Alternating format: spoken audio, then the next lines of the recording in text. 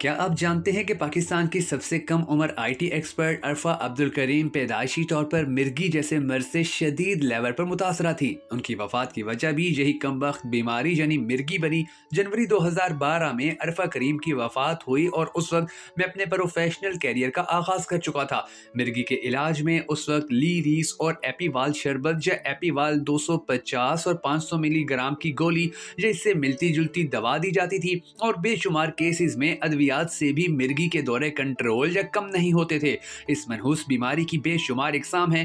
ہم سب کو دعا کرنی چاہیے کہ اللہ ان تمام مریضوں کو اس مرض سے نجات عطا فرمائے کہ جو بھی اس بیماری کا شکار ہیں۔ اگر آپ بھی ہم سب کے ساتھ مل کر اس دعا میں شامل ہونا چاہیں تو کمنٹ سیکشن میں آمین ضرور لکھ دیجیے گا۔ میں ہوں شکیل حیدر اور آپ دیکھ رہے ہیں بھکھر نیٹ ورک ویڈیوز۔ ناظرین گرامی، اللہ بھلا کرے جدید دنیا کی جدید ٹیکنالوجی کا کہ امریکہ میں سال 2015 میں عوامی سطح پر مرگی کے علاج میں ایک پیش رفت سامنے لائی گئی۔ اس بیماری کو ختم کرنے کے لیے مریضوں کا آپریشن ہونے لگا۔ قابل فخر بات یہ ہے کہ اس ٹیم میں شامل ایک پاکستانی نیورو سرجن بھی تھے۔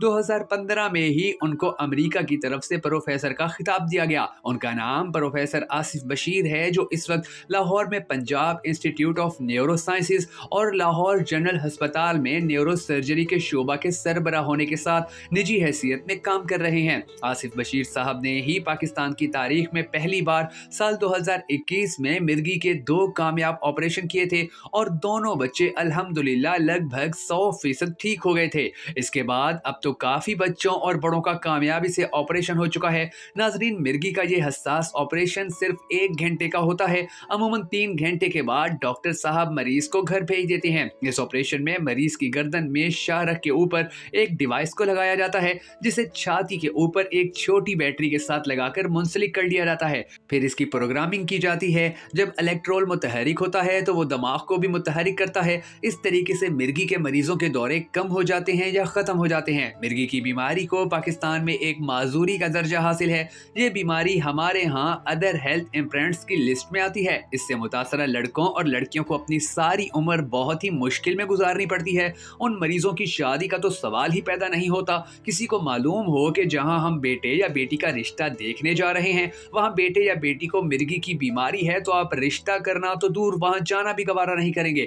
ہاں، آپ کو کوئی بڑا لالچ دیا جائے تو بات بن سکتی ہے، پیسہ سب کا باپ ہے۔ خیر، آج کے دور میں یہ بیماری بالکل ختم ہو سکتی ہے اگر حکومت پاکستان تعاون کرے تو۔ ہماری حکومت اس آپریشن میں استعمال ہونے والی مشینری اور دیگر ٹیکنالوجی سے امپورٹ ڈیوٹی ختم کر دے۔ یہ ٹیکنالوجی اپنے تمام ہسپتالوں میں موجود نیورو سرجنز کو مہیا کرے اور پروفیسر آصف بشیر صاحب سے ان کی ٹریننگ کرائے تو ہم پاکستان کو مرگی جیسے مرض سے بہت حد تک پاک کر سکتے ہیں۔